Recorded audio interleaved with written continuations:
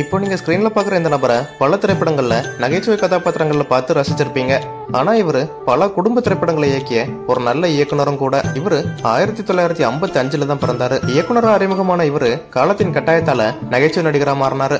ஆரம்ப காலத்துல இயக்குனர் விசுவோட உதவியாளரா பணியாற்றிய இவரு விசுவ மாதிரியே குடும்ப கதைகளை மையமா கொண்டுதான் திரைப்படங்களையும் இயக்கினாரு. இதுவரைக்கும் இவரு கிட்டத்தட்ட 15க்கும் மேற்பட்ட திரைப்படங்களை இயக்கியிருக்காரு. 150க்கும் மேற்பட்ட திரைப்படங்கள்ல நடிக்கவும் செஞ்சிருக்காரு. இவரோட சொந்த ஊர் தூத்துக்குடி மாவட்டம் தான். நடிகை டிபி முத்துலட்சுமி தான் இவரோட மைத்துனி. டிபி கஜேந்திரனோட வளர்ச்சியில இவங்க பங்கும் உண்டு.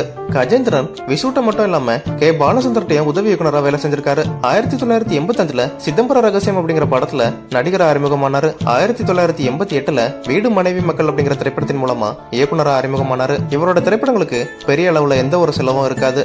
இவர் நடிகர் பிரபு வச்சு இயக்கிய budget Padmanabhan, middle class Madhavan இந்த படங்களுக்கெல்லாம் இப்பவும் மிகப்பெரிய ரசிகர்கள் பட்டாளம் இருக்கு. 2023ல இறந்து போயிட்டாரு.